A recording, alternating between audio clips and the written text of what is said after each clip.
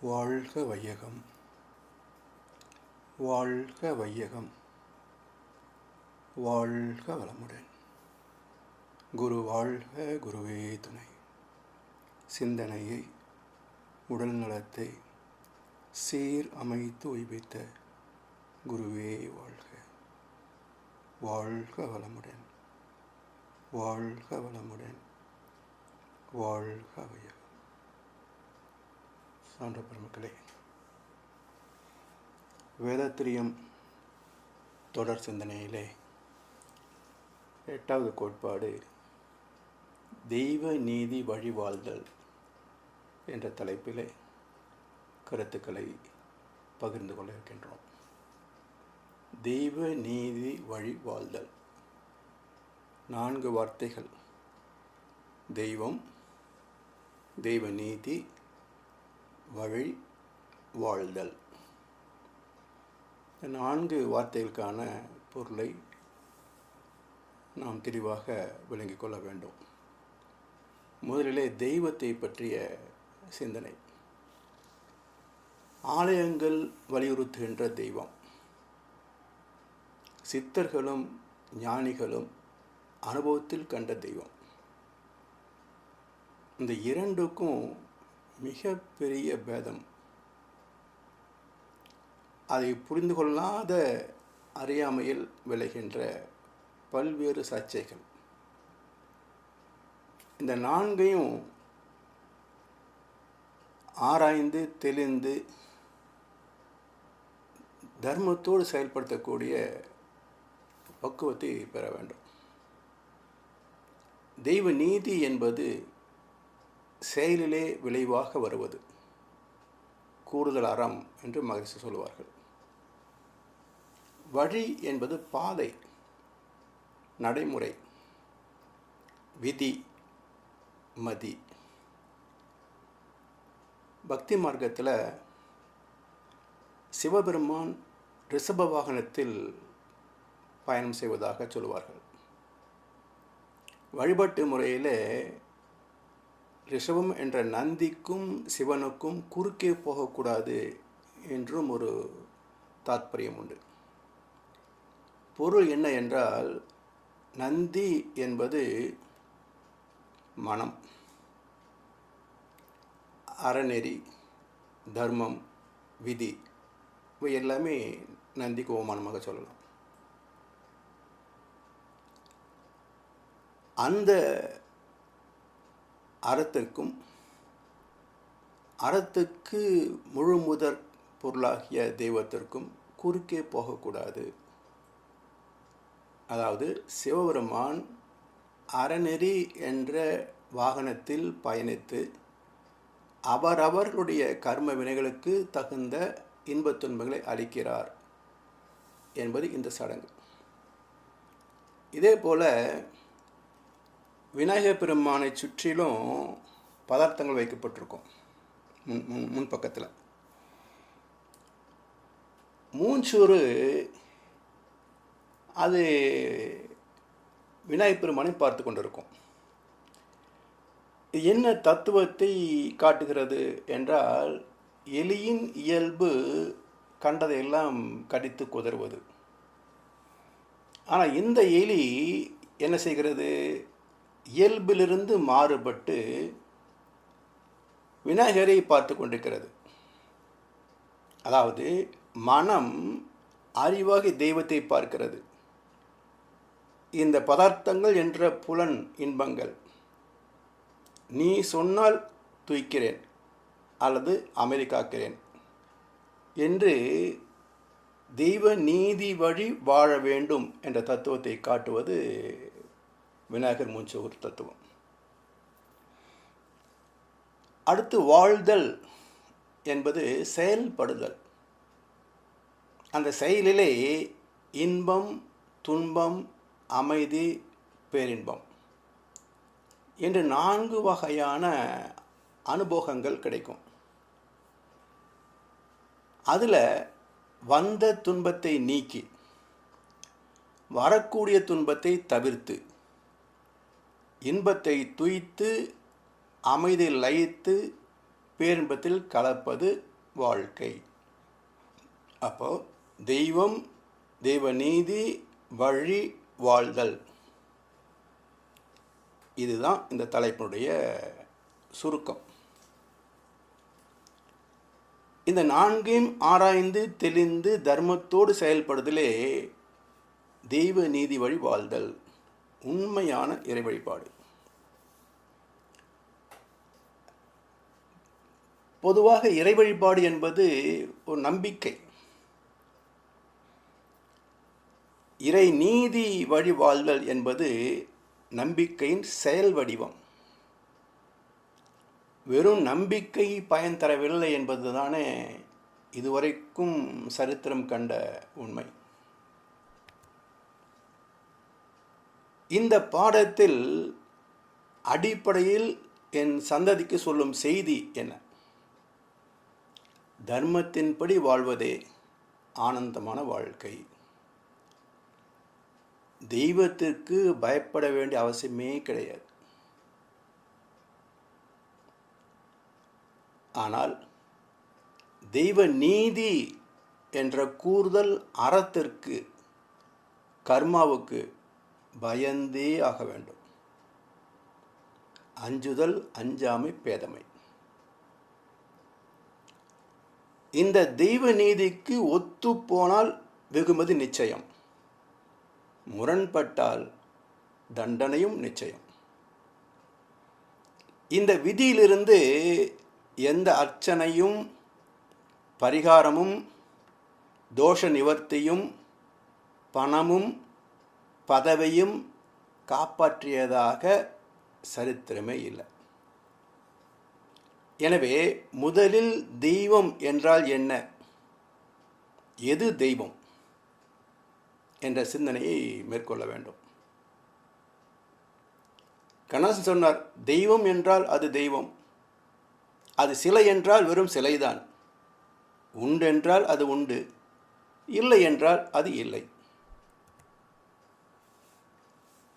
இது பக்தியில் உள்ளவனுக்கு பொருந்துமே தவிர, கொஞ்சம் சிந்திக்கின்ற போது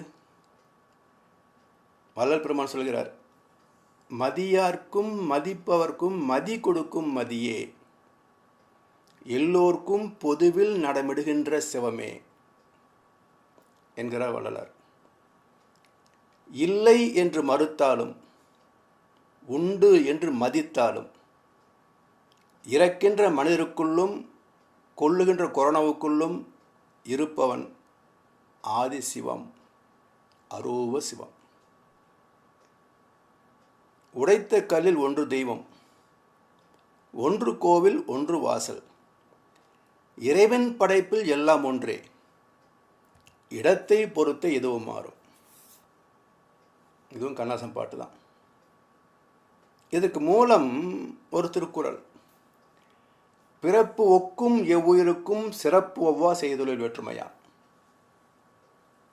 அதாவது அரூபமான தெய்வத்தை பற்றி நாத்திகனுக்கும் மறுப்பு இல்லை, சிலை வணக்கத்தில் தான் சிக்கலே. ஆத்திகம் நாத்திகம் இரு துருவங்கள் அல்ல, இரண்டும் சந்திக்கின்ற சமாதான பாலம் ஒன்று உண்டு. அதுதான் ஆலயத்தின் நோக்கம். ரூபம் அரூபம் இரண்டையும் உணர்ந்த ஞானிதான் தான் அடைந்த உச்சத்தை சாமானியரும் எட்டும் விதமாக, எட்டும் வழியாக உருவத்தை சமைத்து ஆலயத்தை நிர்மாணித்து பூஜை முறைகளையும் வகுத்து தந்தார். காலப்போக்கில் நோக்கம் மறந்து போய் மறைந்தே போய் சடங்குகளே பூசை முறைகளே இங்கு தெய்வமாகிவிட்டன. மூட நம்பிக்கை முட்டாள்தனத்தை வளர்த்திருக்கிறது.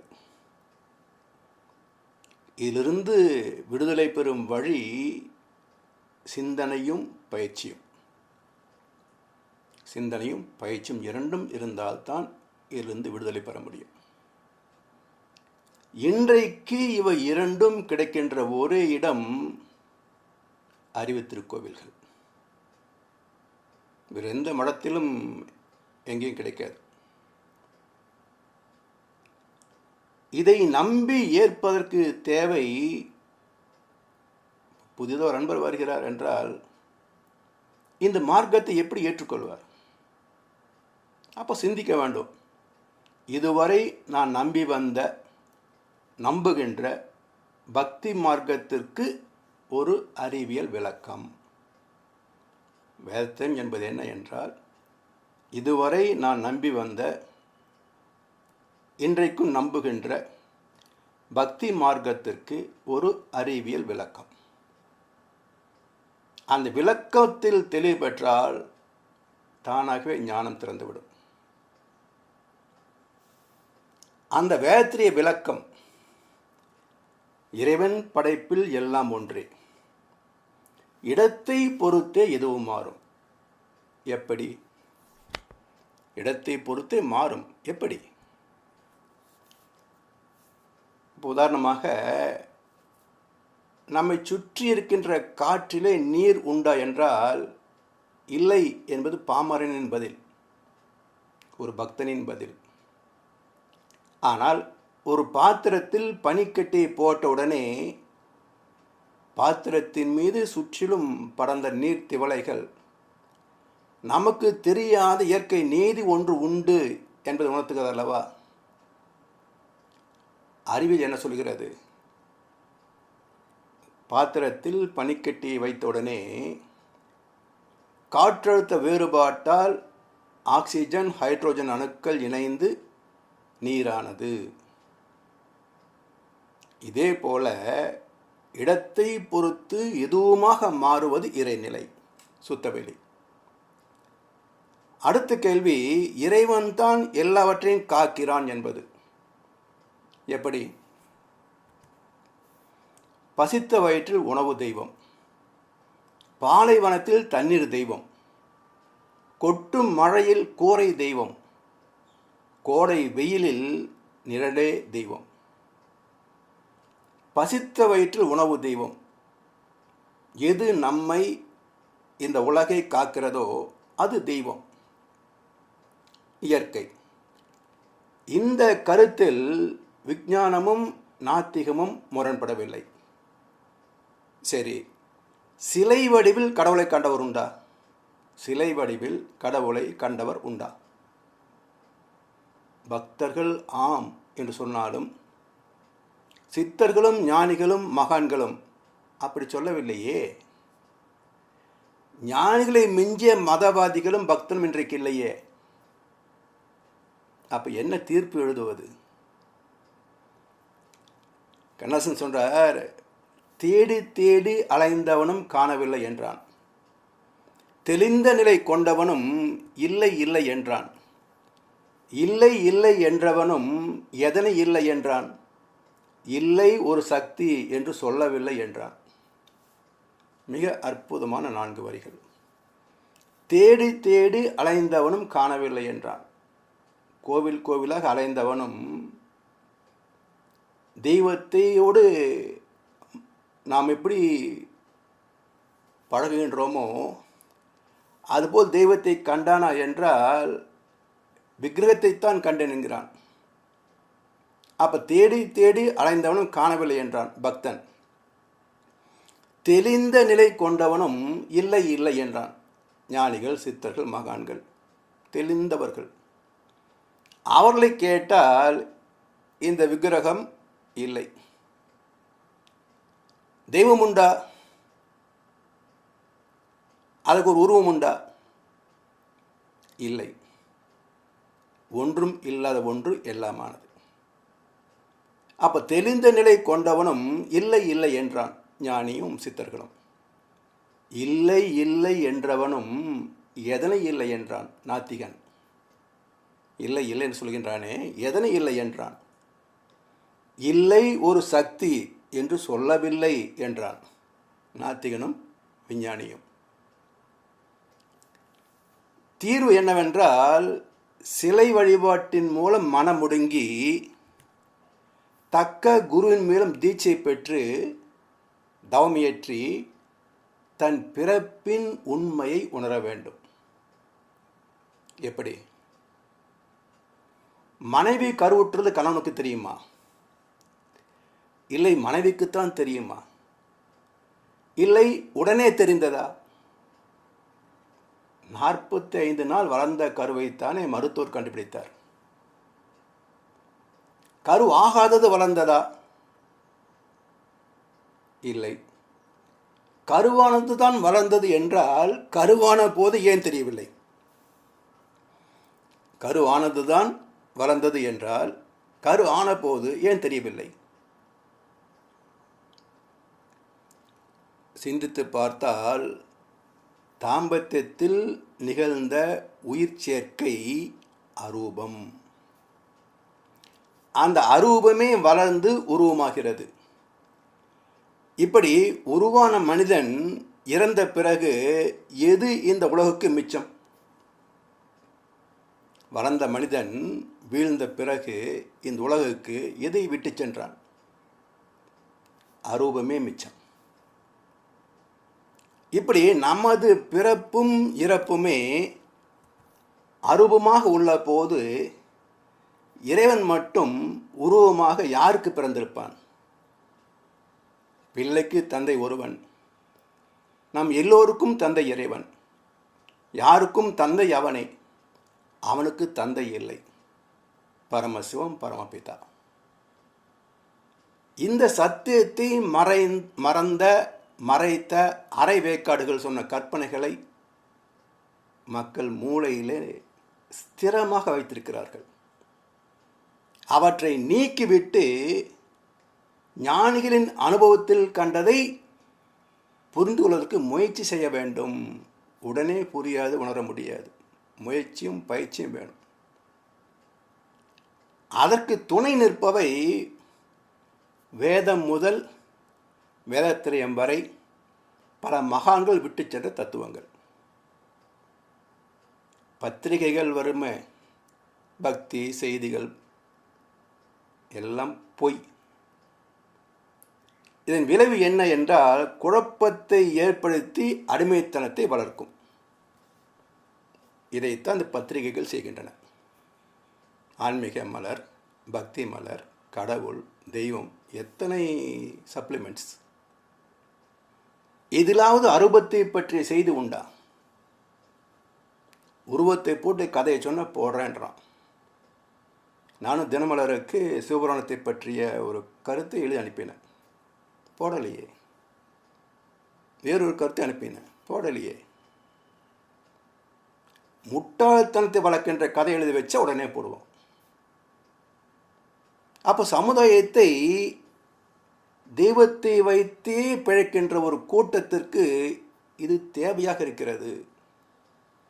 அதை உடைத்தெறிந்து உண்மையான ஆன்மீகத்திற்கு மக்களை இருக்க வேண்டும் என்றால் மிகப்பெரிய பிரம்ம பிரயத்தனம் அது. எனவே தெய்வமே அரூபம் என்றான பின் தெய்வ நீதி கண்ணுக்கு தெரியுமா? தெய்வமே அரூபம், தெய்வ நீதி யாருக்கு தெரியும்? அதுவும் அரூபம்தான்.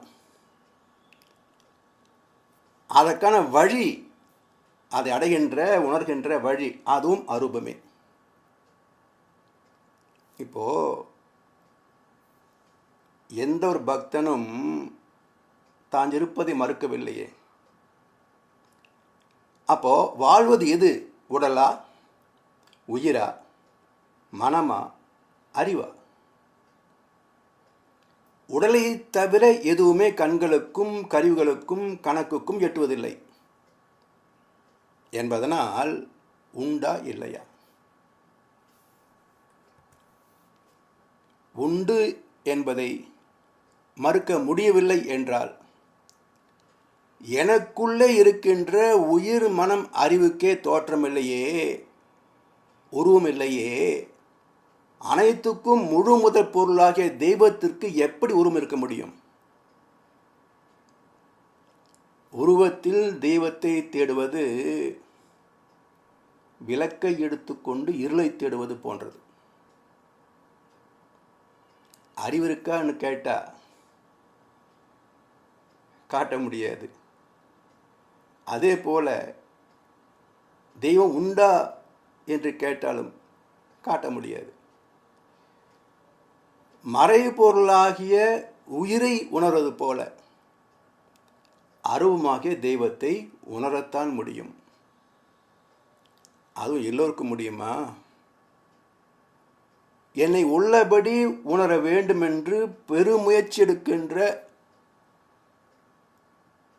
கோடிக்கணக்கான பக்தர்களுள் எங்கோ ஒருவன் என்னை உள்ளபடி அறிகின்றான் என்கிறது கீதை.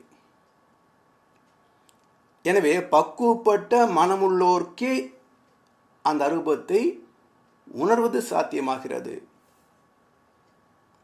திருமந்திரத்தில் சொன்னாருங்க, முகத்தில் கண்கொண்டு பார்க்கும் மூடர்கள் அகத்தில் கண்கொண்டு பார்த்தலே ஆனந்தம். இப்படி சொன்ன திருமூலர் இந்த மதவாதியை விட பூசரியை விட தாழ்ந்தவரா பொய்யனா? சிந்திக்க வேண்டாமா மக்கள்?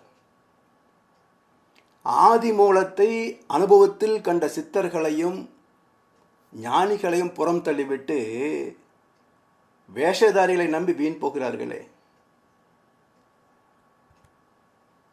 கோழிக்குள் முட்டை வைத்து, முட்டைக்குள் கோழி வைத்து, வாழைக்கும் கன்று வைத்தான் ஒருவன், அந்த ஏழையின் பேர் உலகில் இறைவன். எப்படி அறிவது? முற்றும் கசந்ததென்று பற்றறுத்து வந்தவர்க்கு, முற்றும் கசந்ததென்று பற்றறுத்து வந்தவர்க்கு சுற்றம் என நின்றிருப்பான் ஒருவன், அவனை தொடர்ந்து சென்றால் அவன்தான் இறைவன். என்ன செய்கிறான்? பூஜ்யத்துக்குள்ளே ஒரு ராஜ்யத்தை ஆண்டு கொண்டு புரியாமலே இருப்பான் ஒருவன், அவனை புரிந்து கொண்டால் அவன்தான் இறைவன். கண்டு கொண்டால் அல்ல, புரிந்து கொண்டால். காண்பது கண்கள், புரிவது அறிவு. எனவே புரிந்து கொண்டால் அவன்தான் இறைவன். அதை அந்த அறிவு எங்கே தன் பயணத்தை தொடங்கியதோ அந்த தொடங்கிய பாதையில் தொடர்ந்து வராமல் தூரத்தில் நின்றால் புரியாது. தொடங்கிய பாதையில் தொடர்ந்து வராமல் தூரத்தில் நின்றால் புரியாது. வேதவியாசர் முதற்கொண்டு வேதாத்திரி மகர்ஷி வரைக்கும் அனுபவத்தில் கண்ட அரூபமான தெய்வமே அனைத்துமாக உள்ளது என்ற உண்மை மக்கள் மனங்களை ஊடுருவவில்லை. மடாதிபதிகளும் இதற்கான முயற்சிகளை மேற்கொள்ளவில்லை. அதனால் தெய்வத்தை அரூபத்தில் சிந்திப்பதற்கே இயலவில்லை என்பதனால் விக்கிரகம் சார்ந்த வழிபாடு உச்சத்தை தொடுகிறது. கடினம் என்பதனால் ஒதுக்கிவிட்டால் இன்னும் எத்தனை ஆண்டுகள் கழித்து உணரப் போகின்றோம். சாதாரணமாக ஒரு வேலைக்கு ஒரு கல்வி தகுதி அவசியம். எத்தனை ஆண்டுகள் தகுதிப்படுத்திக் கொண்டோம்? ப்ரீகேஜிலிருந்து ஒரு மாஸ்டர் டிகிரி வரைக்கும் கிட்டத்தட்ட 20 ஆண்டுகள் படித்து தகுதிப்படுத்தி கொண்டு ஒரு வேலையை பார்க்கிறோம். யாருக்கோ உழைப்பதற்காக 20 ஆண்டுகள் தயார் பண்ணி கொண்டேனே, என் மூலத்தை அறிவதற்காக எத்தனை ஆண்டுகளை நான் செலவு செய்தேன்? இந்த பக்தன் சிந்திக்க வேண்டாமா? ஏதோ கோவிலில் போய் சில நிமிடங்கள் கையை தூக்கிவிட்டால் ஆண்டவன் தரிசித்து விடுவானா? அவ்வளோ எளிதாக என்ன? வயிற்றுப்பாட்டுக்கு 20 வருஷம் கஷ்டப்படுகிறோமே, ஆன்ம நியாயத்திற்கு அது கூட தேவையில்லையா? எனவே சிரமம்தான் என்றாலும் அந்த சிரமத்தை மேற்கொள்வதற்காகத்தான் இந்த வாழ்க்கையே. மனித பிறப்பின் நோக்கமே அதற்காகத்தான். தெய்வ நிலையை ஆதிசிவம், பிரம்மா, விஷ்ணு, ருத்ரசுவம் என்று நம் ஞானிகள் குறிப்பிட்டுள்ளார்கள். ஆதிசிவமாகிய சுத்த வெளியே பிரம்மா, விஷ்ணு, ருத்ரசிவம் என்ற பெயர்களில் ஆக்கல், காத்தல், அழித்தல் என்ற முத்தொழிலை நடத்துகின்றது. சக்தி என்ற விண்ணின் சுழற்சியும் அதிலிருந்து தோன்றுகின்ற காந்த தன்மாற்றமான ஓசையும் இரண்டையும் இணைத்து குறிப்பிடப்பட்டது தான் சுழல்கின்ற சக்கரமும் ஓசுல சங்கும் இணைந்த விஷ்ணு தத்துவம். அனைத்தும் இயங்கி முடிக்கின்ற தருணம் வருகின்ற போது மீண்டும் சிவமாக்கிவிடும் என்கிறார்கள். சுத்த வெளியிலிருந்து உருவான எலக்ட்ரானே புரோட்டானாகவும் நியூட்ரானாகவும் மாறி மீண்டும் வெளியாக மாறுகிறது. இது விஞ்ஞான உண்மை. இதே போல ஆதி சிவமே சக்தியாகி, பிரம்மமாகி, விஷ்ணுவாகி மீண்டும் ருத்ரசிவமாகிறது என்பது மெய்ஞானம். இந்த இரண்டும் காட்டுகின்ற ஞானம் ஒன்றுதானே. ஒரே மூலம் எழுச்சி பெற்றது, இயங்கியது, முடிந்து போனது. இதில் புரிந்துள்ளதற்கு என்ன சிரமம் இருக்கிறது? அந்த வார்த்தைக்குரிய பொருளை விளங்கிக் கொள்ள வேண்டும்.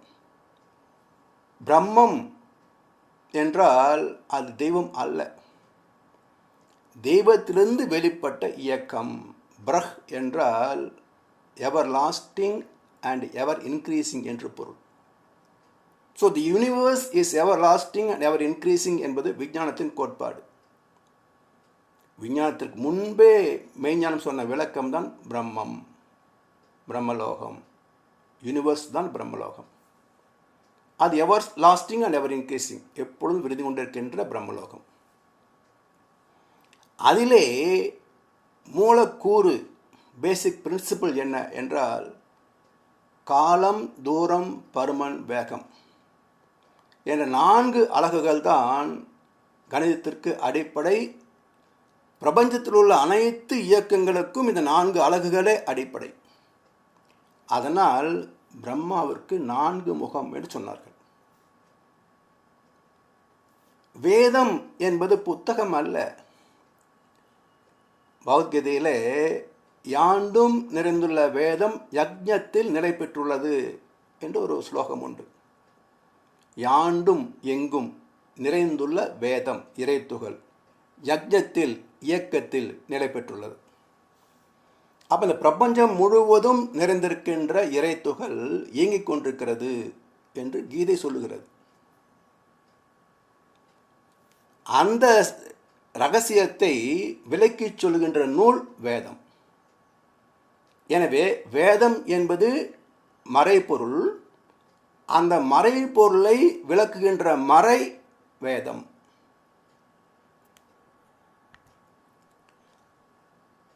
ஆதிநிலையான அருவமான தெய்வமே இயக்கத்தில் விண் என்ற சக்தியாகி, அவை இணைந்து பஞ்சபூதங்களாகி, பஞ்சபூத தோற்றங்களில் கோடிக்கணக்கான நட்சத்திர குடும்பங்கள் உருவாகி, அதில் ஒன்று இந்த சூரிய குடும்பம், அதில் இந்த பூமி, அதில் 72 லட்சம் ஜீவராசிகள், ஒரு இனம் மனிதன், அதில் 780 கோடி மனிதர்கள், அதே நான் ஒருவன். இப்படி மனிதன் தொடங்கி பல லட்சம் ஜீவராசிகள் வரைக்கும் உருவானது எது? அதே அருவமாகிய ஆதி நிலைதான், சுத்த வெளிதான். எனவே இறைநிலையின் தன்மாற்றங்களே அனைத்தும். அதுதான் அவதாரம் சொல்லுவார்கள். அவ தரத்தி என்ற 2 வார்த்தைகள் இணைந்தது அவதாரம். அவதாரம் என்பது தன்மாற்றம். அவ என்றால் மாற்றம், தரத்தி என்றால் தன்மை. அப்போ அவதாரம் என்றால் தன் நிலையில் அடைந்த மாற்றம், அது தன்மாற்றம். எனவே இறைநிலை ஒன்றுமில்லால் சூன்யம் என்றால் எதுவுமே வந்திருக்க முடியாது. ஆனால் எல்லாம் வந்திருக்கிறதே. கீதை சொல்கிறது, இல்லாததற்கு இருப்பு கிடையாது, இருப்பது இல்லாமல் போவதும் கிடையாது. இல்லாததற்கு இருப்பு இல்லை, இருப்பது இல்லாமல் போவதும் இல்லை. Energy can neither be created nor destroyed. But it can be transferred. அப்போ இருப்பது இடம் மாறுகிறது, இருப்பது தரம் மாறுகிறது. அந்த தர மாற்றமே, தன் மாற்றமே பரிணாமம். இதை பற்றி ஏற்கனவே நாம் பார்த்துருக்குறோம்.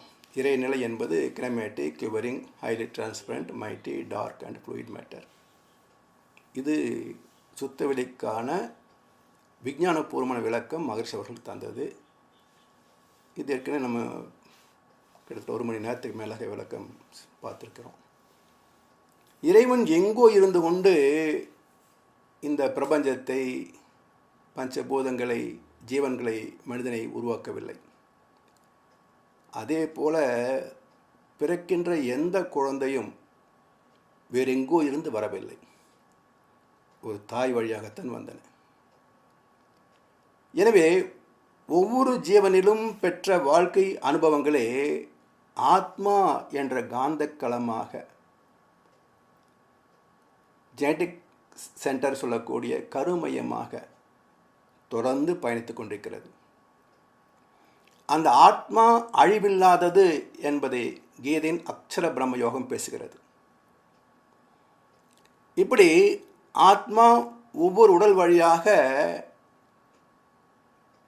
தொடர்ந்து பிரதிகளை எடுக்கிறது, ஜெராக்ஸ் காப்பி போல. அப்படி கொள்ளு தாத்தா பாட்டி, தாத்தா பாட்டி, அப்பா அம்மா என்று தொடர்ந்து ஒரு பயணம். அதனால் ஆத்மா அழிவில்லாதது. இப்போ குழந்தையிடமும் ஆத்மா உண்டு, தாய்க்கும் ஆத்மா உண்டு. எப்படி கம்ப்யூட்டர் யுகத்தில் வாழ்கின்றோம், ஒரு சிடியிலிருந்து எத்தனை பிரதிகள் எடுத்தாலும் மாஸ்டர் சிடி ஒன்றும் ஆவதில்லை.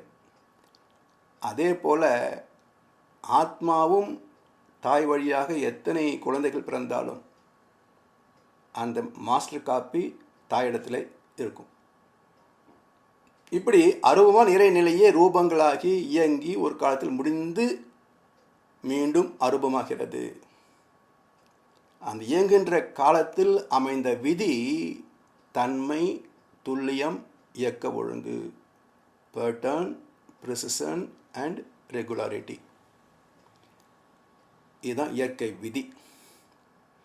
இந்த விதியே ஜீவன்களில், மனிதர்களில் செயல் விளைவு, காஸ் அண்ட் எஃபெக்ட் சிஸ்டமாக கூடுதல் அறமாக செயல்படுகிறது. அப்போ தெய்வம், இப்போ தெய்வ நீதிக்கு வருகின்றோம். எனவே இறை வணக்கம், இறை வழிபாடு என்பது இறைவனின் பாதையில் குறுக்கிடாமல் அந்த தெய்வத்தோடு இணைந்து தர்மத்தின்படி வாழ்கின்ற மனித வாழ்வு. இதுவே தெய்வ நீதி. தெய்வத்தை அறியாமல் தெய்வநீதி புரியாது, தெய்வத்தை உணராமல் தெய்வநீதி புரியாது. மகரிஷி தெளிவாக சொன்னார், கடவுளை உணராமல் வணங்க முடியாது, கடவுளை உணர்ந்தவன் வணங்க தேவையில்லை. இதே கருத்தை தன்னை அறியும் அறிவை அறிந்த பின் தன்னை அர்ச்சிக்க தாஞ்சிருந்தானே என்கிறது திருமந்திரம். உதாரணமாக நாம் காண்கின்ற அவரை விதை சொல்லுகின்றோமே தவிர நாம் காண்கின்ற விதை பருப்பொருள், அது விதை அல்ல.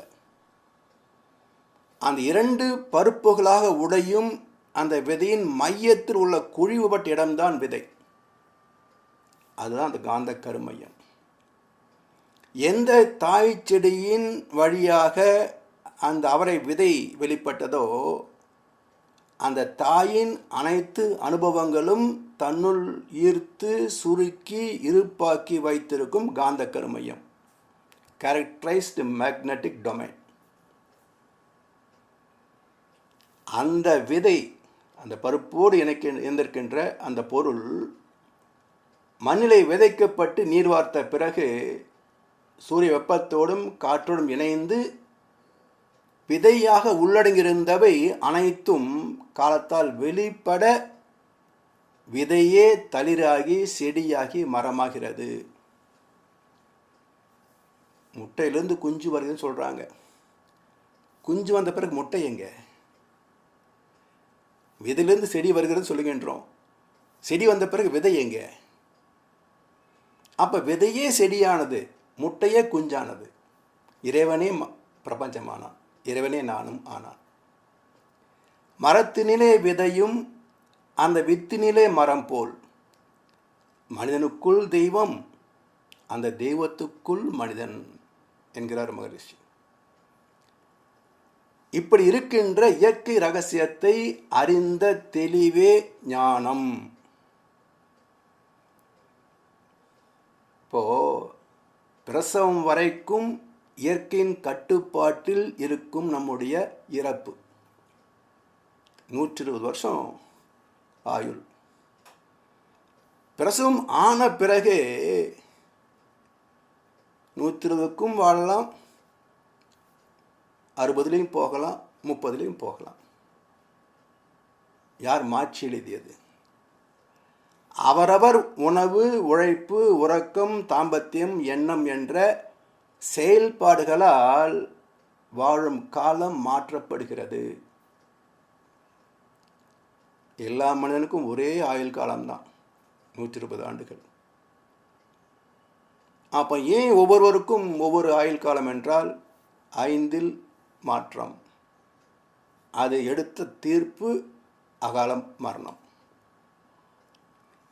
வலியும் நோயும் சிக்கல்களும் இறப்பும் தான் மனிதனை சிந்திக்க வைத்து அனைத்துக்கும் காரணம் இறைவன் என்ற ரகசியத்தை உணர வைத்தது.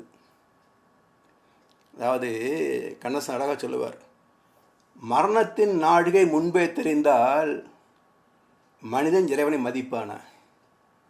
அற்புதமான கேள்வி. மரணத்தின் நாழிகை முன்பே தெரிந்தால் மனிதன் இறைவனை மதிப்பானா? மதமும் வேதமும் இல்லாதிருந்தால் இறைவனின் ரகசியம் அறிவானா? எழுதி வச்சுட்டு போயே இவ்வளவு குழப்பங்கள். எழுதவே இல்லை என்றால் இவன் இன்னும் எவ்வளவு குழப்பிருப்பான். எனவே இந்த ரகசியத்தை உணர்ந்த மனிதரே மகான்கள் என்று மக்களால் மதிக்கப்படுகிறார்கள். சரி, அடுத்து தெய்வ நீதியை பற்றி பார்ப்போம். நுண்ணிய நூல் பல கற்பினும் மற்றும் தன் உண்மை அறிவே மிகும் என்கிற வள்ளுவ பெருந்தகை. அதாவது சித்த ஆயுர்வேத வைத்திய சாஸ்திரத்தின்படி நோயை உருவாக்குவதும் அதை தீர்த்து வைப்பதும் ஒருவனே, அவன்தான் இறைவன். எதன் அடிப்படையில் என்றால் அவரவர் கர்ம வினைகளின் அடிப்படையில் நோய்கள் தோன்றுகின்றன.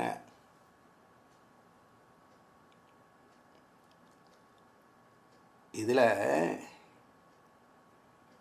இறைவனேதான் நோயை தருகிறான், இறைவனேதான் நோயை தீர்க்கிறான் என்றால் எதன் அடிப்படையில்? கர்மா. அப்போ கர்மாவுக்கு ஏற்ற ஒரு காரியம் நடந்தால்தானே விளைவு தர முடியும். செயலிலே விளைவாக தெய்வ ஒழுங்கமைப்பு. செயலை இல்லை என்றால் விளைவு எப்படி தர முடியும்? எனவே எந்த ஒன்றும் நடப்பதற்கு ஒரு பருப்பொருள் ஊடகம் வேண்டும்.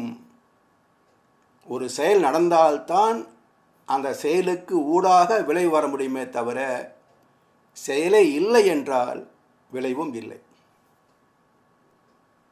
அப்படி நுண்ணிய நூல் பல கற்பினும் மற்றும் தன் உண்மை அறிவே மிகும். இந்த வைத்திய சாஸ்திரத்தை கற்று தெளிந்த ஒரு வைத்தியர், 100 மூலிகைகளை பற்றிய தெளிந்த அறிவுடைய திறமையாளர், அவரால் ஒரு நோயாளியின் வியாதியை கண்டுபிடிக்க முடியவில்லை. இவரை போல சில வைத்தியர்கள் பார்த்தும் என்ன வியாதி என்பதை தீர்மானிக்க முடியவில்லை. இன்றைக்கும் கொரோனாவுக்கு என்ன மருந்து இன்னும் கண்டுபிடிக்க முடியலையே. எவ்வளோ சாமர்த்திய மக்கள் நம்ம விஞ்ஞானிகள். 1 வருஷத்துக்கு மேலே ஆச்சு, இன்னும் மருந்து கண்டுபிடிக்க முடியலையே. அப்போ மற்றும் தன் உண்மை அறிவே மிகும். இயற்கை ஒரு பாடத்தை தந்து கொண்டிருக்கிறது. புரிந்து கொண்டால் மிச்சமாகலாம், புரியவில்லையா மூட்டை கட்டிடுவோம். எனவே மருத்துவருடைய அறிவு நோயை கண்டுபிடித்து அதுக்கு வைத்தியம் பார்க்க நோயாளியின் கர்ம வினை தீர வேண்டிய நேரம் வந்திருக்க வேண்டும். அந்த மெச்சூரிட்டி டேட் வந்தால் தான் மருத்துவருக்கு மூளை வேலை செய்யும். இல்லை என்றால் அவர் ஒரு மருந்து எழுதி தருவார், வியாதி குணமாகாது. இப்படி எந்த துறையிலும் எவ்வளவு நுண்ணிய நூலை கற்று தெரிந்திருந்தாலும், அட்வான்ஸ் டெக்னாலஜி மறந்திருந்தாலும் விதியின் திட்டத்தை விலக்கி சொல்ல இயலாது. மனிதனுடைய அனைத்து திறன்களையும் புறம் தள்ளி முன் நிற்பது தலையெழுத்து, இறைவனின் தீர்ப்பு. அதுதான் தெய்வ நீதி. ஊழின் பெருவழி யாவுல, மற்றொன்று சூழினும் தான் முந்துரும் என்கிற இன்னொரு குறள்ல, அதாவது விதியை விட வலிமை மிக்கது எதுவுமே இல்லை. எழுதி செல்லும் விதியின் கை எழுதி எழுதி மேற்செல்லும்.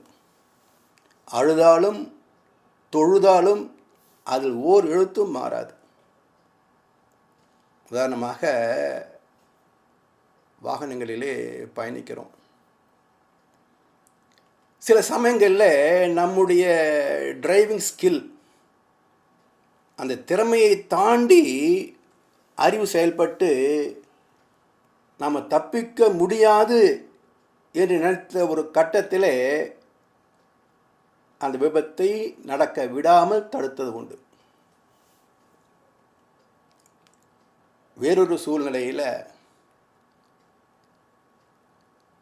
எந்த ஒரு விபத்துக்கான முகாந்திரமே இல்லாத ஒரு சூழ்நிலையில் ஒரு சிறு கல்லின் மீது இருசக்கர வாகனம் புரண்டு விழுந்து முட்டி விலகி 8 மாதம் படுக்கையில் போட்டுவிடும். இப்போ விபத்து நடக்க வேண்டிய சூழ்நிலை இருந்தும் நடக்க விடாமல் காப்பாற்றிய இறைவன், விபத்து நடப்பதற்கான முகாந்திரமே இல்லாத போது சிக்க வைத்தது ஏன்? இது இன்றைக்கு பல பேர் மனதில் வருகின்ற கேள்விகள். ஆனால் யாரும் பதிலைத்தான் தேடுவதில்லை. அதாவது துன்பத்தை சந்திக்க வேண்டிய பாவ கர்மா இல்லை என்றால் அறிவு ஆகிய தெய்வம் குறுக்கே புகுந்து அந்த விபத்தை தடுத்துவிடும். அதுதான் தெய்வாதீனம், தர்மம் தலை காக்கும் என்பது ஆண்டோர் வாக்கு. சரி, பாவம் வெளிப்பட வேண்டிய நேரம் வந்துவிட்டது, ஆனால் சூழல் அமையவில்லை. ஒரு சிறு கல் அங்கே இருந்தது, அதை கருவியாக கொண்டு அவனை வீழ்த்தி விட்டது. சாமி சொல்கிறாங்க, சிறு தவறு பெருந்துன்பம் விளைத்தல் கண்டு. சிலர் வினையின் பயன் கொள்கை தவறென்பார்கள். நிறுவையிலே எடைக்கல் ஓர் தட்டில் வைத்து நேர் எதிரில் பொருள் வைத்து நிற்கும் போது இறுதியிலே வைக்கும் பொருள் சிறிது என்றாலும் இதற்கு முன்னம் வைத்ததெல்லாம் சேர்ந்து அழுத்தும். பெரும் உண்மை சான்றாகும் முன் இருப்பாம் பெரும் தீய பதிவு சிறு தவறால் ஓங்கும். அதாவது 1 கிலோ சர்க்கரை வாங்குகிறோம், அந்த முள் நேர்கோட்டுக்கு வரல.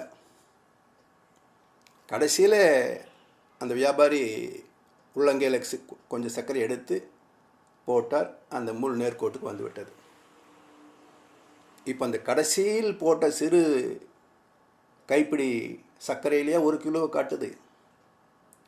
ஏற்கனவே இருந்த சர்க்கரையோட இந்த ஒரு பிடி சர்க்கரை உள்ளே போச்சு, 1 கிலோ கரெக்டாக எடை காட்டிவிட்டது. அதே போல் முன் இருப்பாம் பெரும் தீய பதிவு சிறு தவறால் ஓங்கும். இப்படி அந்த தெய்வ நீதி மிக துல்லியமானது. அது வணிகனின் தராசு அல்ல. பூசைக்கோ புனஸ்காரத்திற்கோ பரிகாரத்திற்கோ மாற்றி எழுத்தப்படுகின்ற வணிகனின் தராசு அல்ல. எனவே நாம் சேர்த்து வைக்கின்ற சொத்து நம் சந்ததியை காப்பாற்றுமோ இல்லையோ, நாம் சேர்த்து வைத்த புண்ணிய கர்ம வினை நிச்சயமாக நம் குழந்தைகளை காப்பாற்றும். மகானின் வாக்கு சத்திய வாக்கு. நம்பினால் உருப்படலாம், நம்பாவிட்டால் நட்டப்படலாம். நட்டம் ஒருபோதும் மகனுக்கு இல்லை. நட்டம் ஒருபோதும் மகனுக்கு இல்லை. எனவே அதர்மத்தின் மூலம் வாழ்க்கையின் மேன்மையை சந்திப்பவர்கள் அதற்கு உண்டான ஈடு கொடுத்தே தீர வேண்டி வரும். அவனுடைய ஒரு பக்கத்தை மட்டுமே பார்க்கின்ற மக்கள் அவனுடைய பொருள் புகழ் செல்வாக்கு எல்லாமே சாதனைகளாக தெரியும். ஆனால் அவனுடைய மறுபக்க வாழ்க்கையும் பார்த்தால்தான் இறைவனின் கணக்கும் தீர்ப்பும் மிக துல்லியமாக இருப்பது புரியும். ஒவ்வொருவருக்குள்ளும் நெஞ்சம் என்கின்ற மனசாட்சி இவன் செய்கின்ற அத்தனை செயல்களையும் பதிந்து தர்மத்திற்கு உட்பட்ட பதிவுகளுக்கு நன்மைகளை விளைவாக கொடுத்து விடுகிறது. அதர்மத்தின்படி செய்த செயல்களுக்குள்ள விளைவாக சிக்கல்களையும் நோய்களையும் கொடுத்து விடுகிறது.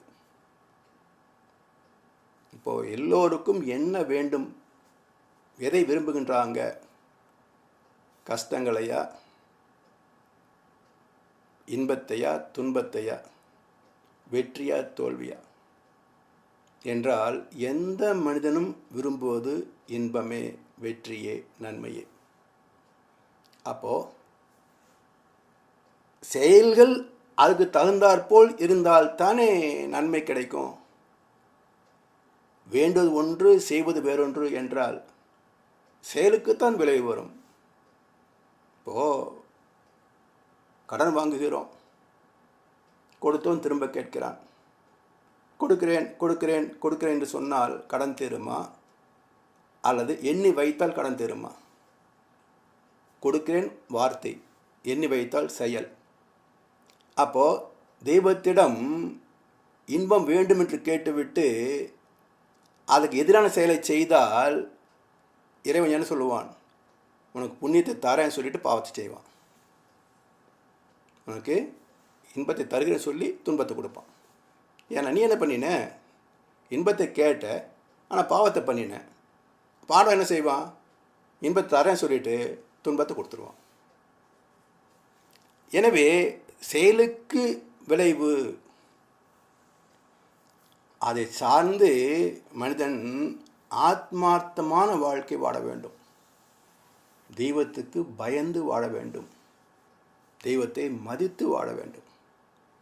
இல்லை என்றால் துன்பத்திலிருந்து தப்பவே முடியாது. தெய்வ நீதி எதையும் மறப்பதும் இல்லை, மன்னிப்பதும் இல்லை. தன்னெஞ்சு அறிவது பொய்யற்க, பொய்த்த பின் தன் நெஞ்சே தன்னை சுடும். பரிசுத்த ஆவிக்கு விரோதமாக பேசினால் அது அவனுக்கு இம்மையிலும் மறுமையிலும் மன்னிக்கப்படுவது இல்லை, பைபிள். எனவே துன்பம் வருகின்ற போது ஐயோ வந்துவிட்டதே என்று சொன்னால் யார் என்ன செய்ய முடியும்? செயலிலே விளைவாக தெய்வ ஒழுங்கமைப்பு இருக்க பயன் என்ன? தவறு இழைத்து பரமனை பின் வேண்டுவதால். அதனால் மனிதனின் பற்றாக்குறை அறிவை பயன்படுத்தி ஆசை காட்டியும் அச்சுறுத்தியும் நம்முடைய முன்னோர் சொன்ன கற்பனை கதைகள் கருட புராணம். சொர்க்கம், நரகம், பாவம், புண்ணியம். உண்மையில் நம்முடைய ஆத்மாவே நமது நீதிமன்றம். சொர்க்கமும் நரகமும் இங்கே இருக்கின்றன. நம்முடைய கருமையமே செயலுக்கு தக்க விளைவை கொடுக்கிறது தவிர இறைவன் எங்கோ இருந்து கொண்டு நமக்கு இன்பத்தையோ துன்பத்தையோ கொடுப்பது இல்லை. தன்னெஞ்சு அறிவது பொய்யற்க பொய்த்துபின் தன் நெஞ்சே தன்னை சுடும். வாய்மை செய்தால் தன் நெஞ்சே தனக்கு நன்மையை செய்யும். பாவம், புண்ணியம், சொர்க்கம், நரகம் இதெல்லாம் மனிதனுக்குள் இருக்கின்ற இயற்கை நீதிகள். எந்த தலைமுறையில் எந்த செயலை செய்திருந்தாலும் அதுக்கு ஏற்ற விளைவை நிச்சயித்து தக்க காலத்தில் கொடுக்கக்கூடிய தெய்வீக நீதிமன்றம் அவரவரது ஆத்மா கருமையம். இதில் 7 தலைமுறைகளில் எந்த இடத்தில் ஒரு பதிவு வெளிவர வேண்டும் என்பதை இயற்கை எப்படி நிச்சயிக்கிறது? மிக நுட்பமான விஷயம் இது. அப்போதை விலை வந்துவிட்டால் நாட்டில் இவ்வளவு அதர்மம் வளர்ந்திருக்காது. இந்த 7 தலைமுறை கொள்கை இருக்கு பாருங்க, இதனால் வந்த குழப்பம் இது. இந்த நுட்பம் தெரியாமல் செயல் விளைவு தத்துவம் முழுமையாகாது. இயற்கை நீதி உணர்ந்த மகான் வள்ளுவ பெருந்தகை அவரை தான் முதல் ஒரு கோட்பாடு வெளிப்படுத்தினார். அந்த குறள் என்ன என்றால், பொருள் கருவி காலம் வினை இடனொடு ஐந்தும் இருள் தீர எண்ணி செயல். அதாவது பொருள், கருவி, காலம், வினை, இடம், இந்த 5 கோட்பாடுகளை மையமாக கொண்டு நாம் செய்கின்ற ஒவ்வொரு செயலுக்கும் தக்க விளைவை நம்முடைய கருமையமே தீர்ப்பெழுதுகிறது. அதுக்கு தக்க முதிர்வு காலத்தில் எந்த இடத்தில் அதை வெளிப்படுத்த வேண்டுமோ அதை வெளிப்படுத்தவும் செய்கிறது. இதை மகர்ஷி அவர்கள்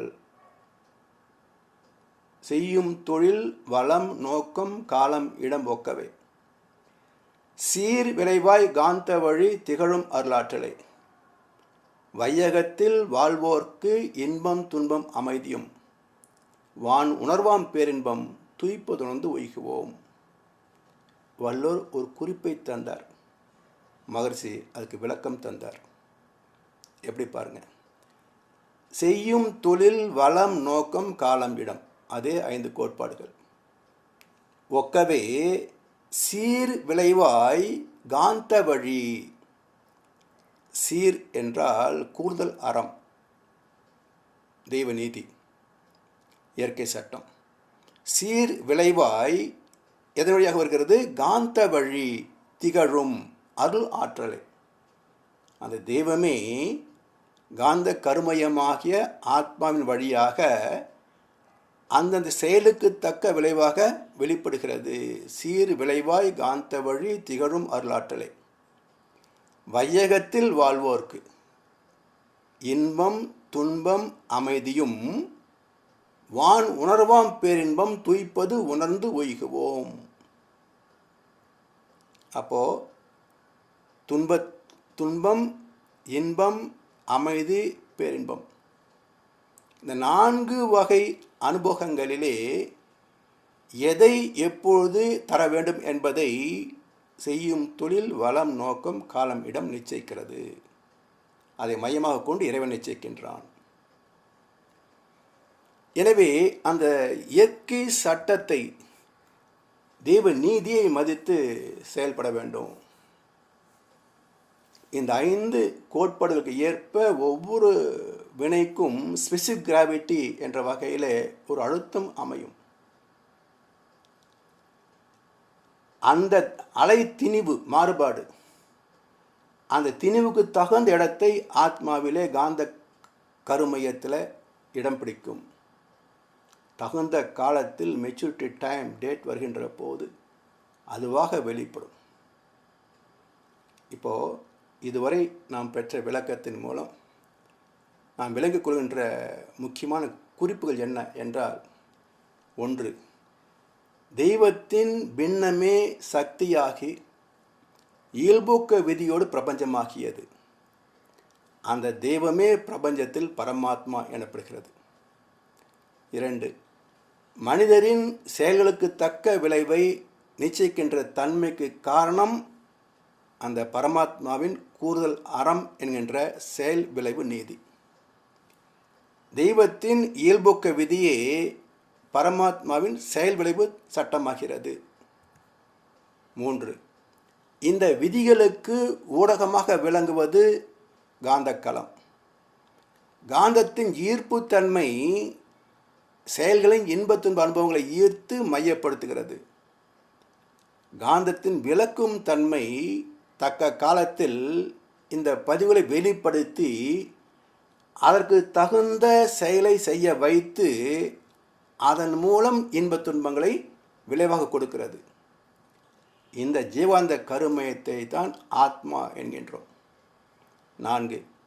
இந்த பதிவுகள் 7 தலைமுறைகளில் எந்த இடத்திலும் எந்த காலத்திலும் வெளிப்படுவதற்கான காரணிகள் 5: பொருள், கருவி, காலம், வினை, இடம். 5. பிறக்கும் போது தாய் தந்தை மூலமாக கிடைப்பது சஞ்சித கர்மா என்ற முன்வினை. பிறந்த பிறகு 3 வயதுக்கு பின் ஆற்றிய செயல்கள் எல்லாம் பிராரப்த கர்மா என்ற தன்வினை. இந்த 2 அடுக்கு வினை தன்மைகளை சார்ந்தே ஆகாமிய கர்மா என்ற புது வினை, புகுவினை எண்ணங்களாக தோன்றுகிறது. அப்போ முன்வினை தன்வினை இணைந்து பின்வினைக்கான எண்ணங்களை தோற்றுவிக்கிறது. 6. துன்பம் விளைக்கும் செயலுக்கான எண்ணம் தோன்றுகின்ற போது அதை தவிர்ப்பதற்கு விழிப்புணர்வு அவசியம். இதற்கு தவம் என்ற மனதை அடக்கும் பக்குவம் வேண்டும். எனவே தவம் தினசரி கடமைகளில் ஒன்றாக மாற்றப்பட வேண்டும், மதிக்கப்பட வேண்டும். சரி, ஆசை வயப்பட்ட மனிதன் அவம் செய்கிறான், அதர்மம் செய்கிறான். இதற்கு காரணமான மன இயக்கத்தை நிறுத்த முடியாது. மனம் அடக்கம் பெறவில்லை என்றால் அது பொருள் பற்று, மக்கள் பற்றில் ஆசைப்பட்டு எண்ணங்களாக மலரும். சாதிக்க முடிந்தது ஆசைகள், சாதிக்க முடியாதது பேராசைகள். அதை எப்படியாவது அடைய வேண்டும் என்ற வேகம் வருகின்ற போது தர்மம் தவறிவிடும். ஆசையை முன்னே வைத்து தர்மத்தை பின்னே வைத்தால் விளைவு விபரீதம். வளர்ந்த மனிதன் ஆசைகளால் வாழும் வழிகளில் நேர்மை தவறிவிடும். அதர்மத்தின் விளைவு துன்பங்கள். இதை புரிந்து கொள்ளும் போது நமக்கு எதிரில் கவர்ச்சி காட்டி நிற்கின்ற தீய எண்ணமாகிய வந்தவினையும் பின்னாளில் வரக்கூடிய தீய எண்ணங்கள் என்ற வருகின்ற வல்வினையும் கதி கலங்கி ஓடிவிடும். நாம் நல்ல செயல்களை மட்டுமே செய்து கொண்டு சுகமாக வாழலாம். இதைத்தான் வந்தவினையும் வருகின்ற வல்வினையும் கந்தன் என்று சொல்ல கலங்குமே என்றார்கள். வினைதான் கலங்கும், விளைவு கலங்காது. உனக்கு வரவேண்டிய நன்மைகளோ தீமைகளோ தடுக்கின்ற சக்தி இறைவனுக்கு கிடையாது என்றார் விவேகானந்தர். இந்த நுட்பத்தை புரிந்து கொள்ளவில்லை என்றால் நாம் வணங்குகின்ற தெய்வத்தை பற்றியோ அது விதிக்கின்ற விதியை பற்றியோ தலை எழுத்தை பற்றியோ தெளிவாக புரிந்து கொள்ள இயலாது. தேவையற்ற சடங்கு சம்பிரதாயங்களிலிருந்து விலக முடியாது, வெற்றி செலவு தவிர்க்க முடியாது. ஏன்னா நாம் வணங்குகின்ற விக்கிரகங்கள் எங்கும் நிறைந்த தெய்வத்தை, பெருவெளியை உணர்வதற்கான ஊடகம். இது மறந்து போய் காண்பதே கடவுள் என்ற சிறுபிள்ளைத்தனத்திலேயே வளர்ந்து முதிர்ந்து முடிந்தும் போகிறது சமுதாயம். தன்னுள் உள்ள ஆத்மா உணர்வது ஆத்ம தரிசனம். இதன் மூலமாகிய எங்கும் நிறைந்த பரமாத்மாவை உணர்வது பரமாத்ம தரிசனம். இதற்கும் மூலப்பொருளாகிய பேராதார பெரும் பொருளாகிய மெய்ப்பொருளாகிய சுத்த வெளி உணர்வது தெய்வ தரிசனம். இந்த 3 மேன்மைகளையும் அனுபவத்தில் உணர்வதற்கு தேவை, அடிப்படை தேவை உண்மையான குரு தரிசனம். அந்த குரு காட்டுகின்ற வாழ்க்கை தெய்வ நீதி வழி வாழ்தலே. அதுக்கு இன்னொரு பெயர் கர்மயோகம். கர்மா என்பது மனம் சார்ந்த செயல்கள். அதன் விளைவாக இன்பமோ அல்லது துன்பமோ வரும். ஆனால் கர்ம யோகம் என்பது இறைநிலையோடு இணைந்து அறம் ஆற்றி வாழும் பேறு. இறை உணர்வு நம்மை வழிநடத்துகின்ற அறிவாக இருப்பதால் கர்ம யோகத்தில் ஒழுக்கம் இருக்கும், தர்மம் இருக்கும், அறம் இருக்கும். அதனால் இன்பம் மட்டுமே கிடைக்கும், துன்பம் கிடையாது. எனவே ஒவ்வொரு செயலிலும் தனக்கோ பிறருக்கோ தற்காலத்திலேயோ பிற்காலத்திலேயோ உடலுக்கோ மனதுக்கோ நன்மையே தரக்கூடிய வகையில் எண்ணம் சொல் செயல் அமைவது கர்மயோகம். அதனால் மகாகவி பாரதியார் ஒரு அருமையான பாடலை எழுதி வைத்தார். அதனுடைய பொருள், தாயே பராசக்தி, அனைத்து உயிர்களையும் நீதான் படைத்தாய், மனிதர்களையும் நீதான் படைத்தாய். மண்ணிலே உயர்ந்த மனதிலே சிறந்த மனிதனை ஆறாவது அறிவான பகுத்தறிவோடு படைத்ததும் நீயேதான். ஆனால் என்ன புண்ணியம் தாயே, அறிவிலே உயர்ந்து உயர்ந்து உயர்ந்து இறைவனோடு கலந்து பெரும்பத்தை தூய்க்கவா என்று என்னுடைய அறிவு மேலே இழுக்க, மெய்வாய் கண்மூக்கு செவி என்ற ஐம்புலன் இன்பங்களில் நிறைய பெறாத மனம் இன்னும் வேண்டும் இன்னும் வேண்டும் என்று கீழே இழுக்க, இந்த திரிசங்க சொர்க்கத்திலேயே என்னை விட்டுவிட்டாயே, பிறகு அறிவு என்ற அற்புதமான பொருள் ஏன் கொடுத்தாய்? உதாரணம் காட்டுறாரு. இசை புலமை படைத்த வித்வான் தஞ்சையில் செய்த அற்புதமான வீணையை மீட்டாமல் அந்த வீணையை தூக்கி தரையில் அடித்து உடைத்து விட்டால் என்ன பயன்? இதுபோல் ஆறறிவோடு படைக்கப்பட்ட என்னை ஐந்தறி விலங்கு போல் வாழவிட்டு விட்டாயே தாயே. எனவே நான் உன்னிடத்தில் ஒரு வேண்டுகோள் வைக்கிறேன். என்ன தெரியுமா? இந்த ஐம்புலன் கவச்சிலிருந்து என்னை விலக்கி எனது அறிவு முழுமையும் இந்த உலகத்திற்கு பயன்பட செய். உறுதி சொல்லடி சிவசக்தி, என்னை காப்பாற்றாமல் தண்ட சோறாக பூமிக்கு பாரமாக விட்டுவிடுவாயோ? நல்லதோர் வீணை செய்தே அதை நலம் கெட புழுதில் எறிவதுண்டோ? சொல்லடி சிவசக்தி, என்னை சுடர்மிகும் அறிவுடன் படைத்து விட்டாய். வல்லமை தாராயோ இந்த நிலம் பயனுற வாழ்வதற்கு? சொல்லடி சிவசக்தி, நில சுமையென வாழ்ந்திட புரிகுவையோ? இந்த வரிகளை நினைவில் கொண்டு தினசரி வாழ்வை கர்ம யோகமாக நடத்துவது தெய்வ நீதி வழி வாழ்தல். இறையர்களும் குருவர்களும் துணை நிற்க நிறைவாக வாழ்ந்து ஆத்ம விடுதலை பெறுவோம் என கூறி இந்த சிந்தனையை நிறைவு செய்கின்றோம். வாழ்க வளமுடன், வாழ்க வளமுடன், வாழ்க வையகம்.